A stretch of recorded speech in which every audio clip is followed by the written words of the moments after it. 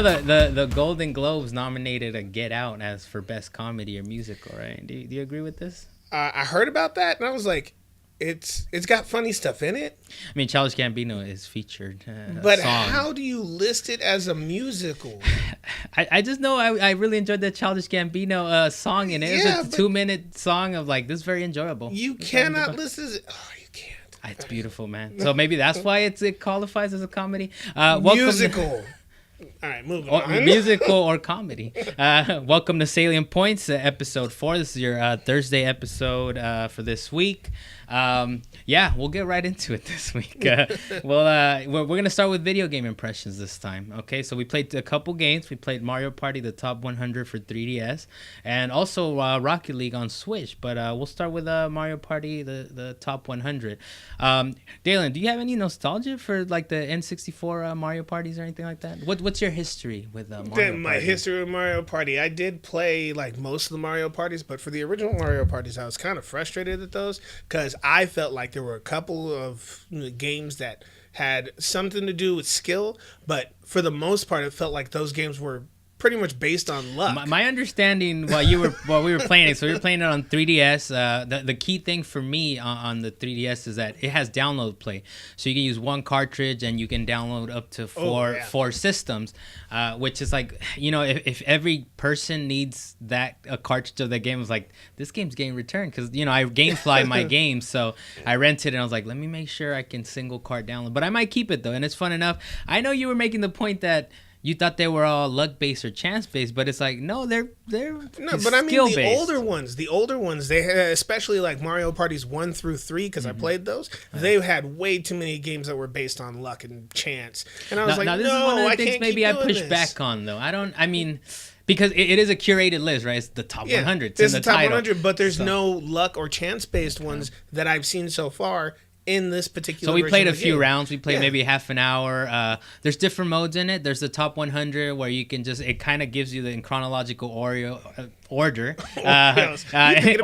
Maybe I'm thinking about food, man. I'm a little hungry. But so it gives it to you in chronological order. Mario Party 1 through Mario Party 10. The Wii U had one and a couple Wii ones, which was like I completely just I don't know, man. I knew about them. Yeah, I just blew over them. What I remember is the N64 era, and I think I might have had one. Mario Party 1, and that was about it. It was fun enough. It was like one of those games where it's like you have one, you have them all. Like there's not. Well, these little party games, they were so interchangeable. I thought Nintendo Land was Mario Party for a little while. But what do you think? So your recollection is that they were all chance based. Not all of them, just a good number of them, enough to annoy me. A good chunk. How do you feel like us playing this one? How do you feel about the games? I think it has a good little list. This Mario Party has a great list. It's pretty much a skill based game. You got to know what you're doing. You got to be able to press the buttons properly. The only thing that upset me at the end was we were doing the 3 out of 5 matches, and it doesn't matter who wins 2 and 2. Yeah, you know what? It's so weird. It's something that games get so wrong all the time. Like I know the game NBA Playgrounds on the Switch does the same thing. I mean, it's a similar thing. It's not the exact same thing. No tiebreakers? No, in NBA Playground. So maybe it's because I watched the NBA, right? And it's like you can get a last second shot, right? As long as it leaves your fingertips before the time ends, it counts. NBA Playground, man, it doesn't matter if it leaves your fingertips on time or not. If you shot it and the time's over, it's like it doesn't matter. The ball just falls flat. Doesn't matter. Like why? That was like the tiebreaker. That was it. Which they've updated the game over time. But otherwise, yeah. I mean, that's one of the. That's kind of.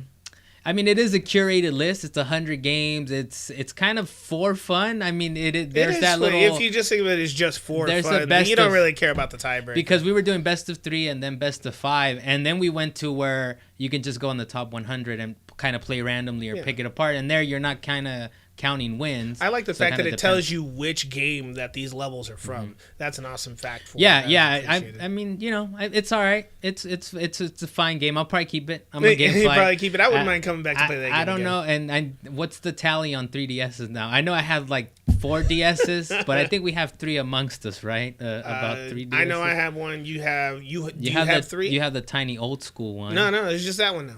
The 3DS. You have the 3DS, the tiny one, and then we got the two big ones. Yeah. So we could play up to 3 players, and it's a single cart download. If that's what you guys are looking forward to, I say, play it. And it's just a fun game because I know we were talking about, like, we have Tetris, right? Tetris, and Puzzle League is the other one. Planet Puzzle League is the other one. But it's like... We played that at I won't say we like the best in the world, but we played at a high enough level where we can't just play with our wives or girlfriends or friends. We played hard. We're just going to destroy them, basically. All right. So another game that we ended up trying was the Rocket League being released on the Switch. Yes. Being portable. Carlos, were you ready for this?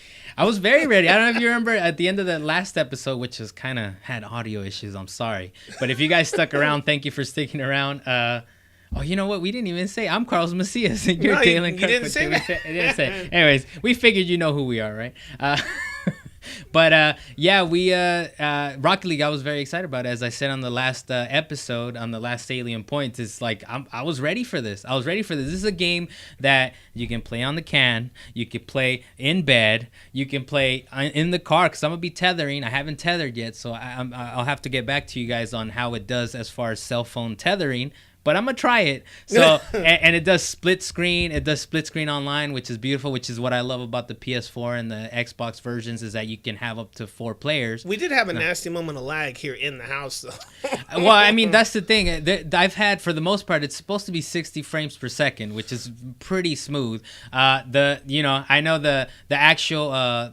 the resolution is low to keep with that FPS. So I know, like, we put it on the TV, right? I was like, ugh. I was like, is this 1080? This is 1080. It's on the TV docked. It's probably like 720p, right? You can it's not even tell 720. 720. I would say. I mean, it probably dips or not, but it's about 720. Are you sure it's not hitting that 576? No, 576 is undocked. Undocked, when you have it off the dock, it's hitting like 526p or some nonsense. It's like, I told my little brother about it, and he was like, little brothers, they don't really know about the CRTs. They don't really, I don't know. They're so used to flat. So he's like, wait, 526p exists? It's like, oh, you don't know.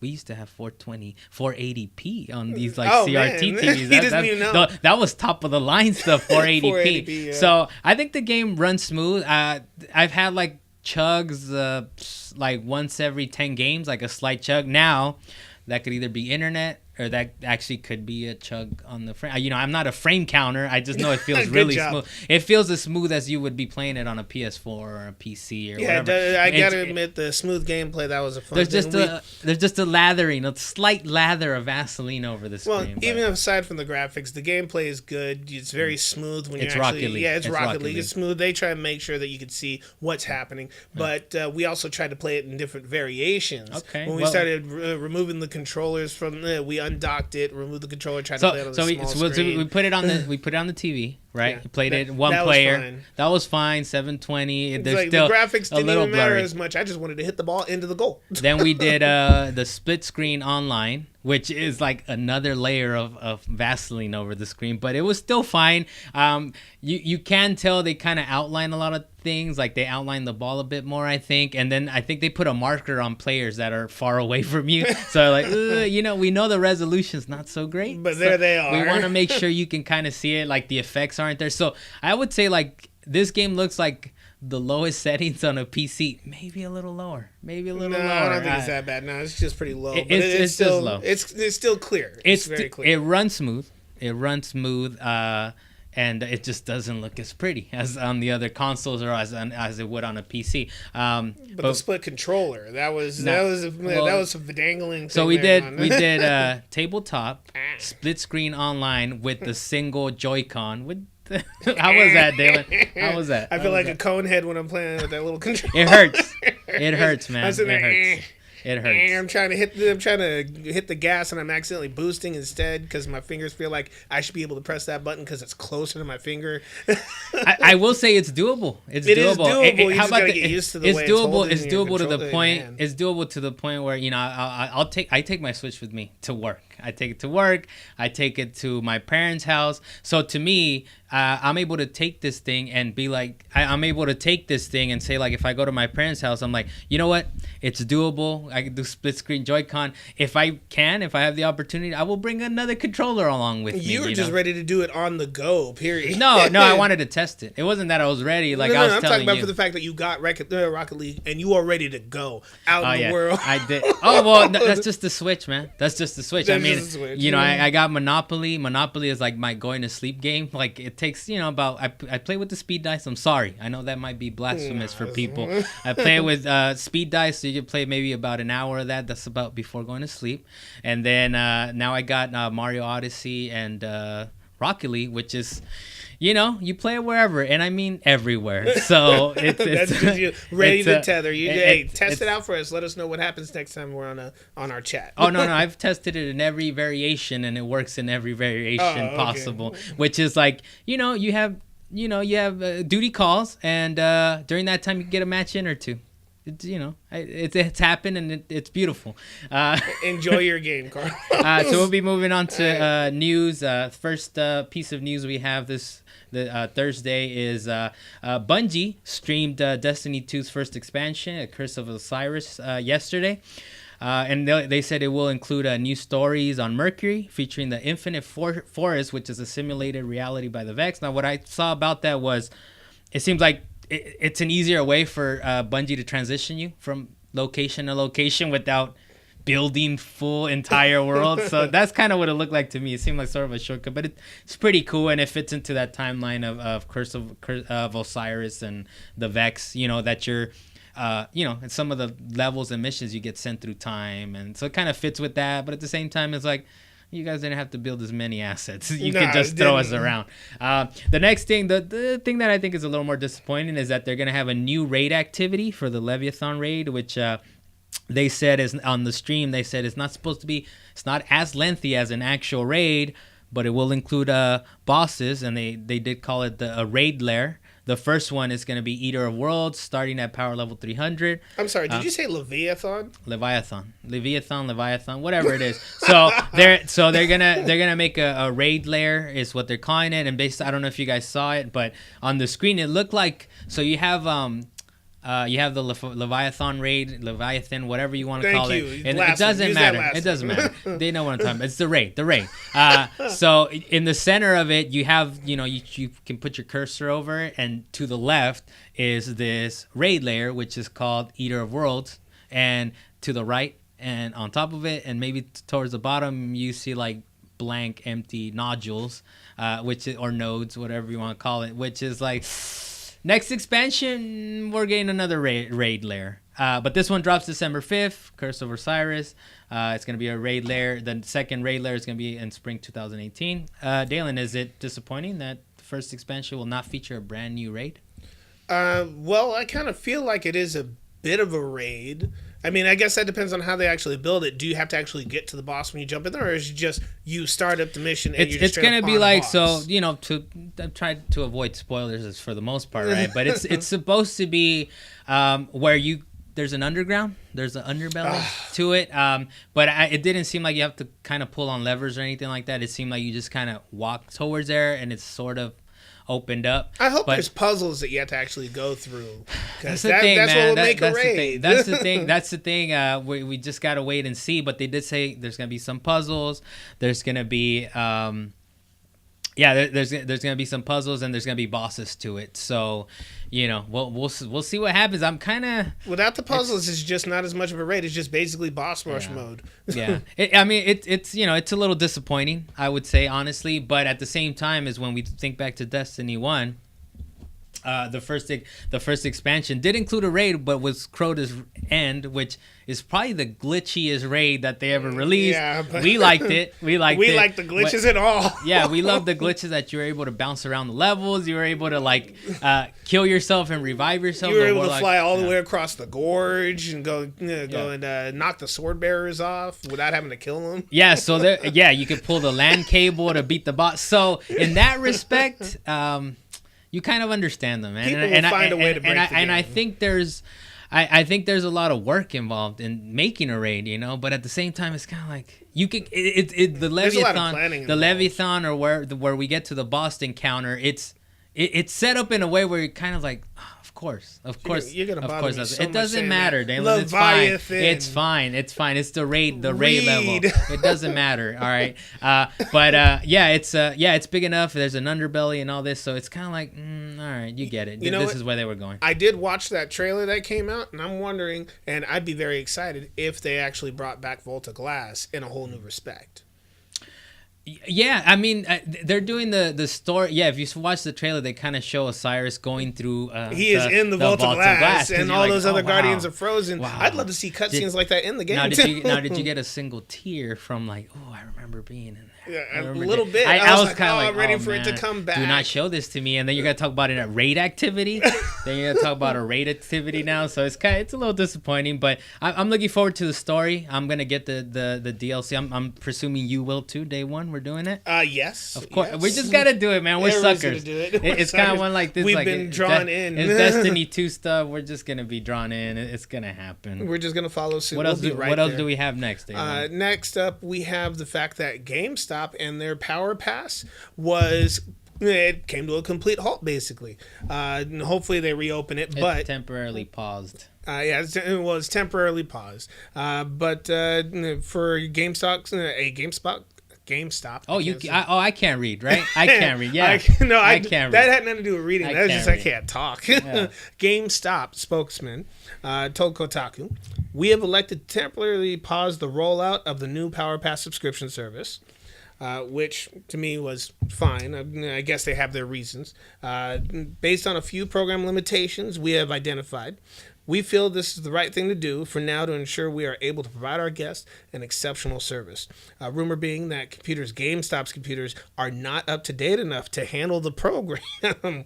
Were you looking forward to, Carlos? And you know what? We've talked about it. We talked about it a few episodes ago, but I am. I was looking forward to it. I actually was thinking about this the other day. I was like, it actually could serve like a library sort of. And, that is what they talked about. And it is a library from their pre-owned games. But I was actually thinking this, and I was like, had to stop myself for a second. I was like, okay, I'm going to get $60. I'm going to go in there. Maybe, you have the 3DS, you have the Switch. I'm like, let me get a Switch cart real quick. Don't like it. Let me get back in there and get something else, right? But the crazier thing, in my opinion, was I can get my daughter her own Game Pass. So we go into a GameStop. I have my library card, so to speak. She has her library card, and all right, you're gonna drop $120 on this? I mean, it's $120 for 6 months. We checked games in and out. The plan for me is that I'm gonna use it. It's not like I'm just dropping $120. Because I just think you should just share it. That being the case. Well, no, because you only get one. You only get one at a time. What I'm saying is, hold on. Hold on. All right, don't count my money for me. First of all, let's start off with that. But you gotta make better life decisions. It's not about that. It's to me, that's how I was actually picturing it in my head. And of course, how we talked about it's going to come down to inventory if they even have everything, because it might turn into like a local. We used to have a place in Rialto Coins, where it's like they have is Glover. All they have is Glover at all times. You're really thinking about Rialto Coin right now. But anyways, so I'm gonna have one, right, quote unquote card or whatever you call it. That's how I have it in my head. It's $60 for 6 months. No, it's but two. So I have one. My daughter has one. We go in there, once a week or every other day. I'm like, pick a game out. And I pick a game out. So it's kind of like, oh, man. And then now the rumor's like, what? This rumor that the computers are not up to date to handle it. What are they running on? No wonder they're going out of business. They were talking about this potentially ran on DOS. I know some companies try and save money by not updating their processing system. But are you glad that you didn't get it day one? I was looking forward to it. I really was. November 19th, I have the date checked on it was like on a Sunday or maybe like a Monday, Tuesday, whatever it was. I had it, man. I had it like, I'm going to go in, $60. Honestly, it's very like wishful thinking, right? That I was going to get two of them, but at the very least start with one and then maybe get two if possible. Okay, so you know that they're doing refunds for people that got the PowerPass. No, I haven't done it. Yeah, I'm saying they're giving refunds to people that already got it. Like, that's just an indication, like, man, this might be a while. Yeah, I mean, they said they're gonna like they're when they're gonna do it. You know, they're gonna try to figure out when they'll do it next. But it's honestly, it's. You know, I was looking forward to it. Unfortunately, I really was. But all right, moving on. You missed out on your chance. That's what you. You know, they'll get it going, and it's very idyllic. It's very like idyllic, idyllic, whatever you want to call it. Yeah. So the next thing we got on the docket here is a Mario animated film by the makers of Despicable Me, Secret Life of Pets. You know who they are, right? The Illumination guys. Might be in the works with Shigeru Miyamoto producing. Both Nintendo and Illumination declined to comment, of course. But yeah, what did you know? A couple questions, Dalan. What did you think of the 1993 live action Super Mario Brothers? And can an animated Mario film be any good? You mean the one with John Leguizamo? Yes, that one exactly. Was it damn. Who was it? Was it Bob Hoskins? Bob Hoskins, right? Yeah. Playing Mario. Well, what did you think of that one? Let's start with that. All right. Me personally, I know that a lot of people hated the movie, period, because no, it did not follow suit of what Mario is. They had a couple of little throwbacks to Mario, like the bomb. They had overalls. They had overalls at some point. They had some plumbing tools. They were plumbers. The princess existed in that universe? The princess was not really getting captured except for that one moment where she met Yoshi, and that was just this whole nubile slave thing going on. But anyways, fact being is that for me, because I was younger, I just enjoyed it because it was a movie that had Mario in it. The Goombas were tall and looking lanky. I don't know what was up with that. They were few and far between, man. These video game adaptations into movies were few and far between. If you take it apart from the video game, though, and just think of it as its own standalone movie, it's a very campy but fun movie to watch. No, it's terrible. It's a terrible movie, whether it's a video game adaptation or not. Big Bertha and the Boom Boom Bar. It's like I'm remembering stuff, them sliding down the mattress and the tubes, and them using the boots to do their super jump. I'll give you this. It was cute in some of the ways where it had the little bombs were little tiny bombs, and they got stuck in the mushrooms, right, or in the fungus, and I was like, you gotta get them out of the fungus. That bomb moved forever. That last one that they finally wound up. You know, as a historical artifact, as to how not to adapt into a video game. Yeah, movie, that was probably fine. the worst way. Because the best during that time was probably Mortal Kombat, right? I would say. Oh yeah, that was because the Street Fighter was. I mean, it did have what was the name, bro? Raul Vega, the actor. There was a beautiful scene that he had in that movie, in the Street Fighter movie. Wait, which guy are you talking about? Because there were a couple of very Bison, the guy that played M. Bison. Oh. He's a very famous actor, too. Yeah, I apologize, I know Internet. About. Wait. But yeah, he was in there when the best scene in that whole movie, right? When he's like... Pause. He's like... Hold up. The guy who played M. Bison was not in Mortal Kombat. No, they weren't. I'm sorry. That's two different things. Okay. What I'm saying is during that era, we had Mortal Kombat, which was pretty close to the source material, and it was actually pretty cool. I don't know, and I think I saw it recently a few years ago. I was like, it sort of stands up. Stay away from Annihilation. Stay away from Annihilation. Oh yeah, no, definitely not. Stay away from Annihilation. But Street Fighter had the best scene where you're talking about the live action with Jean-Claude Van Damme. Yes. Okay. So you have the scene where M. Bison's talking to one of the subordinates or whatever, and he's like, when I came to your village, I destroyed everything. To you, is the most important day of your life, or the biggest day of your life. To me, it was just Tuesday. So I enjoyed it quite a bit. But yeah, Mario, what do you think? Can they make a good animated version of Mario? Well, with the Steam that what was the name of the company that did Illumination? Yeah, So Despicable Me, Minions. For Illumination, they've done their fair share of movies that have really skyrocketed for kids and some adults, because they got some adult jokes in there. They got a little bit for everybody. If they could take that type of spirit to a Super Mario world and really make it more accurate to the video game, because it's most likely going to be a CG movie anyway. Yeah, that's what you would think. Yeah, it's going to be an animation. Yeah, it better not be a live action Super Mario, because that'd be the worst. No, they said it. Well, Illumination, that's what they do. Animation, 3D animation. I don't see why they would all of a sudden switch to live action. I don't know. They said animation. The rumor is they're closing in on a deal to make that happen. And I mean, the thing is, Shigeru Miyamoto is producing, so that I would think that's hopeful. That's hopeful. We'll see what comes of it. But yeah, I mean, I'm optimistic. I mean, there's really every time there's like a movie, there's a glimpse of hope. There's like, maybe it's good. Doom. maybe it's good. They're gonna, what was the last one? Tomb Raider. Maybe it's good. Blood Rain. No, actually, people love Blood Rain. The second Hitman. Maybe that one's good because the first one was terrible. Max Payne. Maybe that one's good. They've all been bad. Some of them you probably even forgot they existed. No, what was that? What was the last Hitman game movie that came out? 43 or something like that? Agent 43? Yeah, they didn't call it. Yeah, it's called Agent 43. I actually enjoyed that. Oh, Timothy Oliphant. Oh, Oliphant. Or was he in the original? No, he wasn't the original. He was in the second one? Yeah, he was in the second one. But for the first Hitman, apparently the guy who played Hitman did a great job being Hitman. Okay. But the movie was terrible.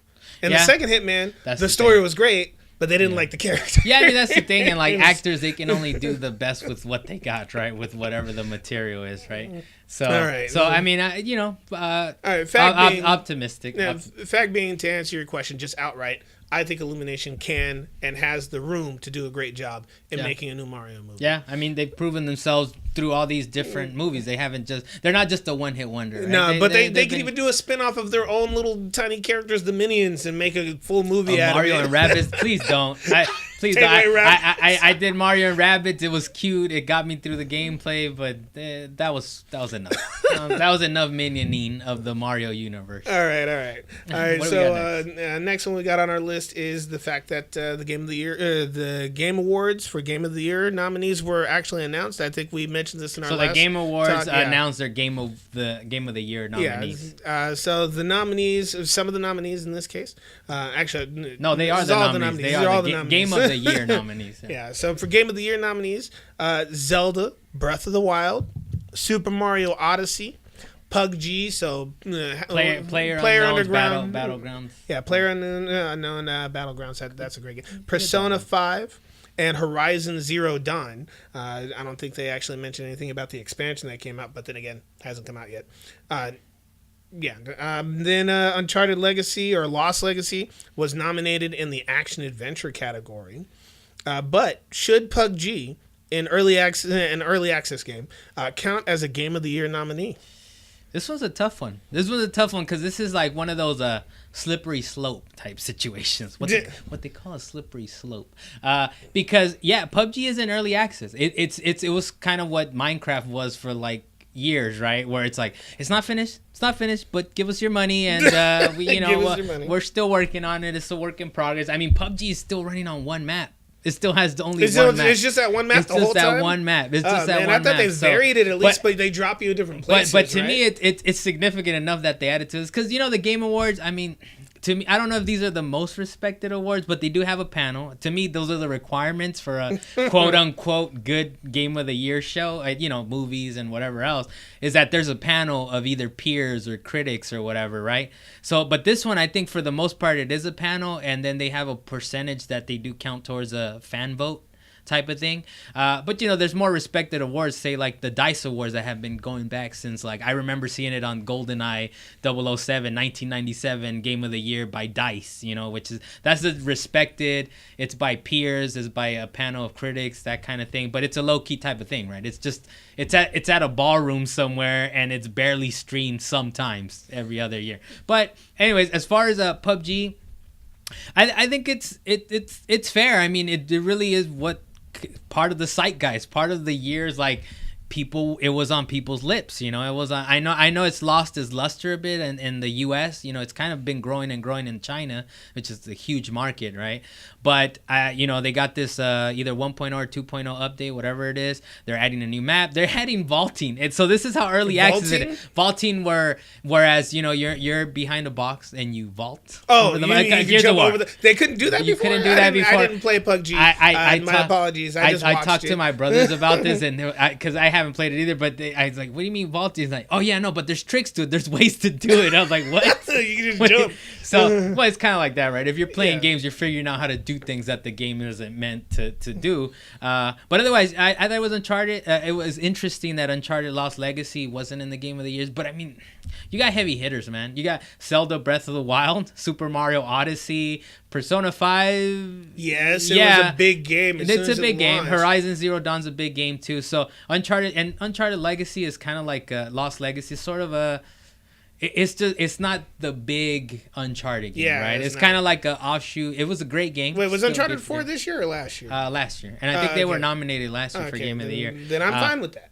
But Lost Legacy, I think it's kind of one of those things where like, all right, it's still nominated. It's there. It was a $40 game, so it was kind of a smaller scope. I do feel like somewhere in my heart that there's missing some nominees in this. Well, it's the Game of the Year, and let me ask you this: which game out of these particular games, not including Uncharted Lost Legacy, because obviously it's not going to be up there, but out of these 5 games, which one do you believe should win?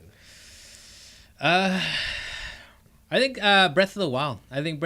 I know I've been playing Super Mario Odyssey, and it's a great game. It's incredible. I really love. Incredible. I mean, you go back to Super Mario 64 is one of my favorite Mario games. One of my favorite games of all time. I actually spent a lot of time in that sandbox, and maybe it's part of the novelty, right? Yeah. Of the time that it's like Nintendo brought not only Mario into the 3D world. It brought gaming into a good 3D world. Like, seriously, it jumped us through it. Like, games were copying that game for 5, 10 years, 15 years, And then they dropped Zelda with the C targeting and all that. So Nintendo really revolutionizes, not just in analog controllers and rumble, all these things that they innovated, but actual gameplay advances. So, Zelda Breath of the Wild, I think, wins it because it's just... It goes back to Zelda 1. I don't know if you remember Zelda 1. It was open world. Yeah. So this is what you got in Zelda Breath of the Wild. They bring it back to its roots and upgraded the heck out of it. And it looks beautiful and it looks great, and you take it on the go. And Mario Odyssey, I think it's a hard choice, man. It's really a hard choice between those two, but I think Breath of the Wild takes it. I'm going to say yes to Breath of the Wild, though I wish with all my heart that Persona 5 would win this. I'm pretty sure it's going to be up there. Everyone's going to be like, yeah, but it's an uphill battle. I hope they have a Persona 6 coming out some point soon. I'd love to see a Persona 6 where they take it to the next level and potentially become Game of the Year, because when that game dropped, it was just too much Are we going to the Game Awards? You interested? It's in LA. We could make it quite possibly. We'll talk about that. Talk about it offline. But if we do go, well, we'll talk about it on the podcast, and we'll let you guys know how it went.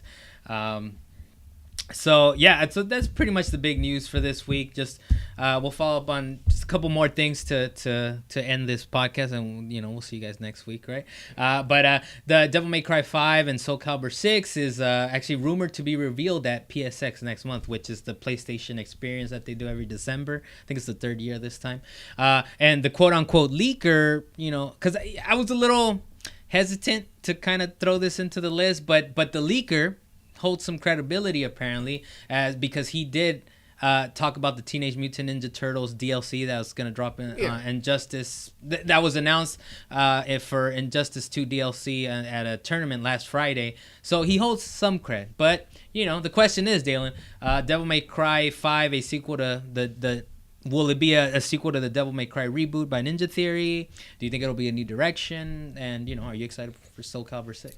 Well, for Soul Calibur 6, they kind of dropped the ball with Soul Calibur 5 altogether. I mean, they had to go to their little free-to-play Soul Calibur, and it was already at a very low point in its career as a video game. Its career? You mean like the series? Yeah, like, the good job. I'm going to call it a career. Job. Its career as a video game, it was at a very low point, and I was very saddened by what happened with Soul Calibur 5. Did it still have a good creative player? Because I remember it's always had a beautiful creative player. I don't know if with Soul Calibur 1, but 2, right? It started as like, oh man, it's a great creative fighter where you can basically customize every single little thing. Well, I mean, it had its own little jumps. I mean, it went from Soul Blade, don't forget that was there, then Soul Calibur. Yeah, but I'm talking about... Yeah, I know, you're talking about the creative fighter. No, I'm talking about creative fighter which I believe it started in 2, and they started giving you all these parts you can do. And which Link was on the GameCube Soul Calibur 2, in case you guys don't remember. That's Link right. was in Hayachi from Tekken. Whatever, man. Hayachi from Tekken, and then who was on the Xbox one was the one that got like Spawn.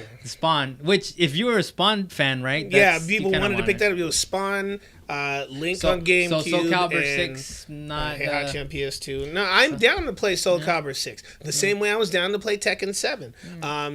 And I hope they actually do a good job, because with their Soul Calibur 5, again, they dropped the ball terribly with their little crystal system and having to break it, knocking off armor. I mean, it was great to be able to create characters, which they added more parts that you could actually make characters with, but the whole gameplay was completely ruined by the way they built this system around it. Mind you, Darth Vader and Yoda being able to play with that was fun. To add to these rumors, Capcom's been pretty quiet lately, so I don't know. Capcom, Devil May Cry. Oh, Soul Calibur is Namco, right? Well, how about this for the Devil May Cry thing? Capcom's been pretty quiet, so at the very least, that part of the rumors. With the exception of, Marvel versus Capcom Devil May Infinite. 5 Cry, what do you think? Will it be a direct sequel to the Devil May Cry? Because remember, we got the reboot from Yeah, I know. You got the Ninja reboot Theory. with Ninja Theory. Hopefully, I don't know if it's being made by Ninja Theory. Ninja Theory, I think, is on their They're recently double A. They're on their double A kick with Hellblade, right? Yeah, so. Ninja Theory is actually on their high horse right now. That's where they're. I don't know about high horse, man. They took a risk. They took a risk. It actually panned out. They're doing well. I don't think they're working on the sequel. I mean, maybe they are, but I doubt it. Well, if they do, I hope they could actually bring back the character of Dante, or they could fix their storyline that they created for DMC. Yeah. But a direct sequel from Devil May Cry 4 to Devil May Cry 5. Mm-hmm. All they need to do is fix his personality. It was getting pretty stale, though, man. I liked the reboot. You didn't like the reboot? I mean, it was weird. I liked the gameplay for the reboot, but they really messed up something with the graphics and storyline that really upset a lot of people. I liked it. There were too many glitches in it and stuff like that. Well, the glitches aside, I mean, the story was like, it was a trippy little story. It was kind of like... what's no more heroes type of story. It was much easier to follow. A Suda 51 trip. It was sort of a trip, you could call it. I think it was fine. I mean, if you were expecting, Devil May Cry 4 like continue with that, I was like, it was pretty stale, man. I don't even remember the story, but I do remember bits and pieces of DMC, which was a reboot by Ninja Theory. Okay. Really quick, I want to throw a curveball at you real quick. Sure. Did you hear that Pokemon Shine may be coming to the Switch? What is Pokemon Shine? Apparently it's another Pokemon game. We got Pokemon Shine and the world Ends with You coming to the Switch. Yeah, I don't know anything about it. I mean, I'll try. The World Ends with You came out on the DS. Yeah. I played it for a little bit, but that was a dual screen type of game. They'll have to reformat, kind of rejigger it, whatever you want to call it. They'll have to configure it to make it work. But you do have touch on the Switch, so it could work. Otherwise, I haven't heard about that. But I'm down to. You're down to play that particular game, but you don't know about the other Pokemon game because you're not really Pokemon. You're not. Well, Pokemon's not out for a while, man. They already announced that they are working on a Switch version for Pokemon. Which is gonna be their first console game. I like how they have interviews with the creators, which is Who's the guy? I forget who's. I don't remember. But the Pokemon company, whoever works on it. Oh, Game Freak. Okay. So they had an interview with those guys, and they're like, so can you do that on the internet? I was like, what? Yes, these guys have not made a console game. They've not made a Pokemon console game. Good job. All right. So that was my curveball for you. I just want to know how you felt about that one. Mm-hmm. All right. But Call of Duty World at War II. Microtransactions going live after November 21st while they iron out online issues with the game. You'll be able to buy Call of Duty points for cash at that time. Good thing to avoid jumping into microtransaction waters while the cut is still fresh from EA's Battlefront 2. There are loot crate woes. So Carlos, good job reading. So reading. So we're trying to put no punctuation in this. The question is good. Is it a good thing to avoid jumping in? Is it a good thing to avoid jumping into microtransaction waters while the cut is still fresh from EA's Battlefront 2 loot crate woes? I think that they delay it. They delay it a little while. They get away from all this EA nonsense. This whole it's pretty toxic in there right now. So let's take step away. Anybody who's a part of any type of accusation, loot crates, microtransactions, like hold on. People are gonna be. Thanksgiving's coming up. This will drop November 21st. Kids will be coming out of school. They gotta walk on eggshells now. It'll be Thanksgiving. It'll be a weekend. The reporters, Kotaku will be Polygon. They'll be on vacation. We'll get them going, get them hooked. So I think it's a good thing to avoid it for now. They delayed. So basically, what they're doing is delaying the points that you would get in a Call of Duty game, right? Is basically what they're doing, and they're trying to make their money. This is kind of one of the things that we talked about before, where some of the microtransactions they're really trying to stay afloat. They're trying to figure a way to bring in some money versus the $60. This one is just pure greed. I mean, it's pure greed. We talked about how well this game is selling, right? It's selling as well as Black Ops 3. Do you need it? It's reaching the point where it's selling as good as Black Ops 3, which is their last best-selling game. So the fact is, they don't need it. They just want the money. They just want it. They just want it. It's kind of up to you. Based on what I played, I didn't play multiplayer all that much, but it's. Did you care that much? I don't. I played the campaign, and we talked about it already, and it was fine, but. It's good that they stay away from it. Battlefront 2 is actually coming out Friday, which I should have impressions on it Tuesday, on our Tuesday episode. I'm a Redbox. I thought you played the beta. No, I didn't mess with the beta, or they had early access or something like anything that you got to pay extra for to get early access or whatever. I'm not down. No. What I'm saying is the game's been out for like a week or something. Like Xbox, if you could actually get it for a week early on Xbox, or if you got the deluxe version, you could get it a few days earlier. Okay, so that's what you're talking about. So anything that you got to pay extra and anything like that, I'll just wait. There's plenty of games out there. But another thing, Dalan. Actually, Microsoft has just enabled digital gift giving on Xbox One, meaning you can give your friends a specific digital game versus points like in the past. You can even re-gift it if you already have the game or don't want it. Now, Dalan, have you ever gifted any games to your friends, whether via Steam or otherwise? Or I could just say that I like my physical copies of games. Period. I'm saying, have you gifted to anybody else? I know what you're asking me. Calm why down. Are you answering a different question? No, I'm answering the same question. I like my physical copies of games because you asked me if I ever gave any games to anybody. Yes, I have. That's fair. That's fair. I didn't say digital games. I should say digital. All right, go finish your statement. Whatever your statement is. But I know I had Destiny, and I eventually got a digital copy of Destiny, and then I had a friend that wanted to play Destiny. I gave him a copy of Destiny. I given you a game before. I can't remember which one it was. It was a while ago. I'm pretty sure you didn't give me a game if you can't even remember. I can't remember. You have too many games. Was it a duplicate? Was it a duplicate copy? It was my duplicate, but that's not the point. Right. Point is I would give up games every so often. I know there would be people that don't have the game or don't have the money to buy the game, and I want them to try it. So I will give them the game if I'm done with it. Yeah. So I've definitely done that on multiple occasions, and being able to do that digitally is definitely going to be a step in the right direction for Xbox. Yeah, I mean, it's kind of weird. Can you do it on PlayStation? I'm not sure. For the digital copies, no. Once you buy it, it is yours. No, not that once you buy it, it's yours. Of course, that's your license. And let's get this right. You're renting a license. Because I've had this conversation with people like, no, those are my games. Like, nah, the moment they stop producing it or stop allowing you to download it, that's it. Like, yeah, you're fine for this generation while you have a Switch, while you have a PlayStation, while you have the current system. Well, I better download all the games that I want on my PS3 before that's done. But once they go to the next system, no. But the thing is, for the most part, it's kind of a goodwill thing. They've been pretty good. They're like, you have the license. If it plays, if it's compatible with the next system, then you're fine. But they have to keep it on their server the whole time. But they don't have to, because you're buying a license for that particular system. Now, goodwill type of thing is like they'll give it to you. Nintendo's the worst, of course, because they'll just make you rebuy it. Or it's like, you pay $2. Pay $1 to upgrade to the Wii U version is what they did. But yeah, the Microsoft thing is pretty cool. I mean, you can gift the game to somebody. I know it's just specific games. It's not every single game. Right.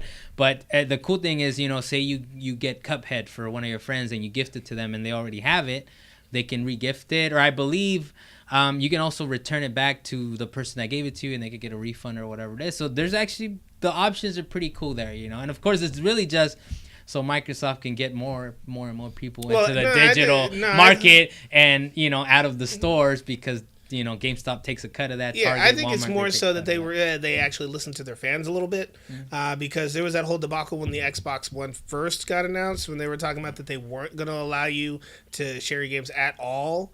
Do you remember that? Well, yeah, that's kind of what put them behind the PlayStation 4 was the fact that they launched with the Kinect. Remember, they launched with the bundled Kinect, $500, and they were talking about DRM, which wasn't cleared up for the longest time, and then they launched. It's like, no, it doesn't have DRM. No, we're gonna unbundle the Kinect. So it's required that you be connected to the internet at all times, which is always weird. It's always weird to me that with these console generations, it's kind of like. Like the PlayStation had PlayStation 1, PlayStation 2. Like, two systems in a row that were successful. Yeah. And then PS3 fumbled hard. They fumbled hard. It took them. Yes, they did. It dropped at $600. Oh, that's right. Ken Kutaragi was talking about people will get a second job to be able to afford the $600 machine. They didn't understand. So yes, eventually Sony's a smart company. Let me put it smart in the video game division. They've been smart, and they were able to bounce back, and they were able to even it out. But the 360 was dominant. Yeah, I do remember that. I really wanted. And then with the PS4, it was a cheaper price. They weren't talking about DRM nonsense. It was for the gamers, not a connecting, not a move, not a camera system. So it's like Microsoft and Sony switched places. It's like they switched places. So it's gonna be fascinating what they do next. And the Xbox One X apparently is doing well for them too. So yeah, we talked about that last time. So it's kind of a back and forth, and like it's always good for us. It's always good for us that they compete against each other and that they're at each other's necks. So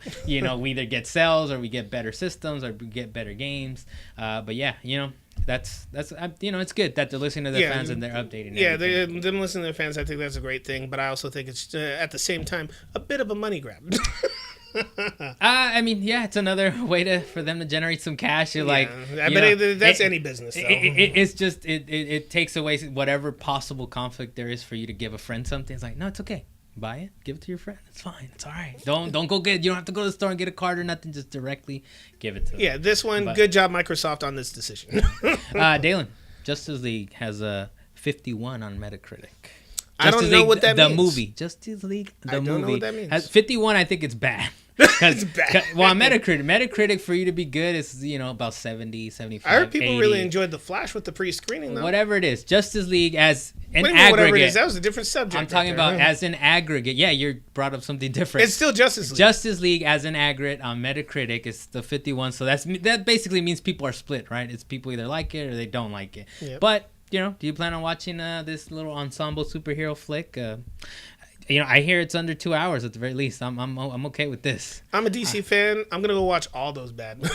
So you don't care? I don't care. How about I'm gonna this? go watch all those bad movies. I watched Suicide Squad in theaters. How about this? They got you because you're a fanboy. They got me because it's under 2 hours. So stop wasting my time with all this nonsense. Yeah, over 2 hours is kind of extended. It's kind of long for me, even for me. I'm not down. But I will go watch it. Anyways, this was. Salient Points, number 4. It's Thursday episode for this week. I'm Carlos Macias. You can find me on Twitter at @AduceClean. Dalan, where can we find you? You can find me at Twitter at _Zaisha_. That's spelled XEXIA. I heard you're Twittering. I sent a couple of Twitters out. Yeah, a couple of tweets. I'm Twittering around there. You're figuring it out. But I'll expand on that more because I just recently set up my Twitter, so no joke. But follow me. That way I can get more followers. I'll tweet more often. That's a little give you some encouragement. Yeah, all right, we'll see you guys on Tuesday, hopefully with some Battlefront 2 campaign impressions. Are you gonna get a little game red box rental? It's $3. Nope. Dylan. You'll beat the campaign in 2 hours. Just gonna nope on you. Yeah. All right, see you guys next time. I'm gonna be somebody tonight.